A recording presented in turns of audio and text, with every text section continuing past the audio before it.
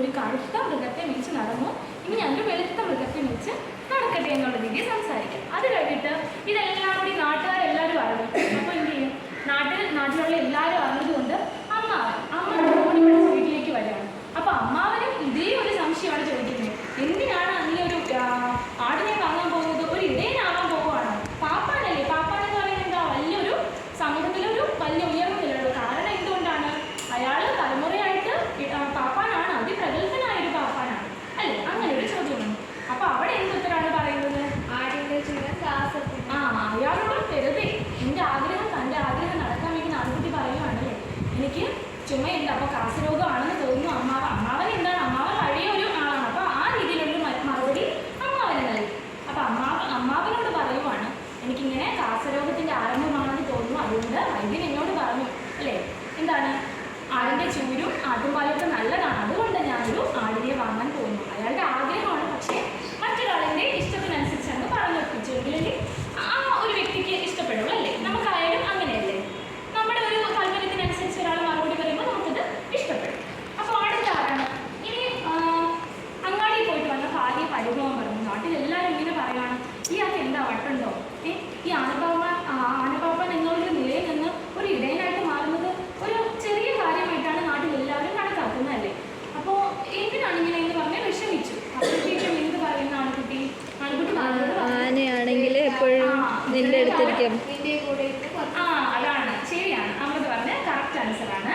ഇത്രയും കാലം എന്താണ്, ഞാൻ ആനയുടെ കൂടെ കാട്ടിലും വീട്ടിലൊക്കെ ആയിരുന്നു. അപ്പം ഇനി നിന്റെ കൂടെയും മക്കളുടെ കൂടെയൊക്കെ നമുക്ക് സമാധാനമായിട്ട് ജീവിക്കാം എന്നുള്ളൊരു മറുപടിയാണ് പറയുന്നത്. അവിടെയും ഭാര്യയ്ക്ക് ഇഷ്ടപ്പെട്ട ഒരു മറുപടി പറഞ്ഞു അല്ലേ. സത്യത്തിൽ എന്താണ് നാണുകുട്ടിക്ക് ആഗ്രഹമാണല്ലേ. എന്തുകൊണ്ടായിരിക്കും ഇപ്പോൾ എല്ലാവരും എന്തുകൊണ്ടായിരിക്കും ഒരു എതിർപ്പ് നാണുകുട്ടിയോട് കാണിക്കുന്നത്? എല്ലാവരും ഇതിനൊരു എതിർത്ത ഒരു രീതിയിലാണ് സംസാരിക്കുന്നത്. എന്തുകൊണ്ടായിരിക്കും അത്? ഇത്രയും നേരം നമ്മൾ സംസാരിച്ചതെന്ന് നിങ്ങൾക്ക് എന്ത് മനസ്സിലായി? ഒരു ചെറിയ നമ്മുടെ സമൂഹത്തിൽ നിലനിൽക്കുന്ന ഒരു രീതിയാണല്ലേ, ഒരു വലിയ ജോലിയിൽ നിന്ന് ഒരു ചെറിയ ജോലിയിലേക്ക് പോവുകയാണ്. അപ്പോൾ എല്ലാ ആൾക്കാരും ചോദിക്കും, ഇയാൾക്ക് എന്താ വട്ടുണ്ടോ എന്നുള്ളത്. പക്ഷേ അവിടെ എന്താണ്, നാണുകുട്ടിക്ക് എന്താണ്, നാണുകുട്ടിയുടെ സ്വന്തം ആഗ്രഹമാണല്ലേ. അങ്ങനെ ആ ആഗ്രഹം കൊണ്ട് നാണുകുട്ടി എന്ത് ചെയ്യും? ഒരാടിനെ വാങ്ങും. അപ്പോൾ ആ ആടിനെ കൊണ്ടുവന്നതിന് ശേഷം ആനയെ പോലെയേ അല്ല അല്ലേ അത് പ്രതികരിക്കുന്നത്. എങ്ങനെയായിരുന്നു ആദ്യം ആടിനെ കൊണ്ടുവരുമ്പോൾ? ആട് നിരന്തരം കരഞ്ഞുകൊണ്ടിരിക്കുമ്പോൾ ശല്യമാണ് ആട് അല്ലേ. ആനയുടെ കൂടെ ഉള്ളതുപോലെ അല്ല ആടിൻ്റെ കൂടെ. പക്ഷെ അയാൾ സ്വയം ഒരു കാര്യം പറഞ്ഞ് സമാധാനിക്കും. എന്ത് പറഞ്ഞാണ് സമാധാനിക്കുന്നത്? ആനയുടെ കൊലവിളിയേക്കാൾ എത്ര കൊണ്ട് നല്ലതാണ് ആടിൻ്റെ ഈ ചെറുക്കം എന്ന് പറയുന്നത്. അങ്ങനെയൊക്കെ സമാധാനിക്കും. പിന്നെ ആനയുടെ കൂടെ ഇങ്ങനെ നടക്കുന്നത് പോലെ അല്ല ആടിൻ്റെ ഒപ്പം നടക്കുന്നതല്ലേ. ആന ഇങ്ങനെ ഭയങ്കര രസത്തിൽ ഇങ്ങനെ നടന്ന് ഓടുന്നല്ലേ ആന. ഭയങ്കര ഘനഗാംഭീര്യത്തോടുകൂടി നടക്കണം. അതിൻ്റെ പിറകെ ഇങ്ങനെ അഭിമാനത്തോടുകൂടി നടന്നാൽ മതി. പക്ഷെ ആടിൻ്റെ കൂടെ അങ്ങനെയാണ് അല്ല, ആടിങ്ങനെ ചാടിത്തുള്ളി നടക്കും. അപ്പോൾ അതും അയാൾക്കൊരു പ്രശ്നമായിട്ടൊക്കെ തോന്നി. പക്ഷെ അപ്പോഴും അയാളുടെ മനസ്സിൽ എന്താണ്, ആനയേക്കാൾ നല്ലത് ആടാണ് എന്നുള്ളൊരു ചിന്താഗതി വന്നു. അതുപോലെ തന്നെ ആനയുടെ മുമ്പിൽ കോലിട്ട് കൊടുത്താൽ ആന അവിടെ നിൽക്കുമല്ലേ. പക്ഷെ ആടൊരിക്കലും അങ്ങനെ നിൽക്കത്തില്ല.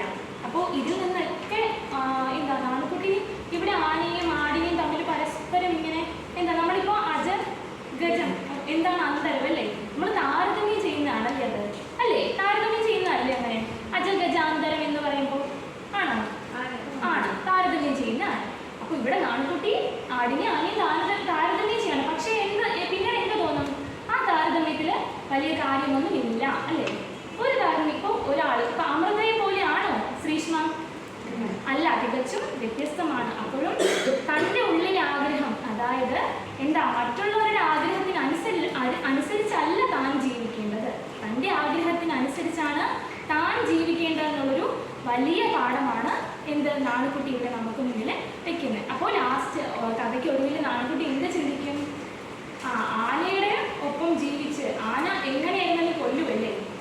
ആനയുടെ സ്വഭാവം മാറിയ ആന എന്ത് ചെയ്യും? മനുഷ്യനെ കൊന്നു കളയും. പക്ഷെ ആടങ്ങനെ അല്ല. അതുപോലെ തന്നെ സമാധാനത്തിന്റെ ദൂതം കയറുന്നത് ആട്ടിൻ തൊഴുത്തിലാണ്. അപ്പോൾ അങ്ങനെ നോക്കുമ്പോൾ ഇത്ര കൊണ്ട് മനോഹരമായത് എന്താണ്? ആടാണ്. ആട് ഒരു സമാധാനത്തിന്റെ ജീവിയാണ് എന്നുള്ള രീതിയിൽ നാണുകുട്ടി സ്വന്തം ആഗ്രഹത്തെ എന്ത് ചെയ്യുന്നു? മഹത്വവൽക്കരിക്കുന്നു അല്ലേ. അപ്പോൾ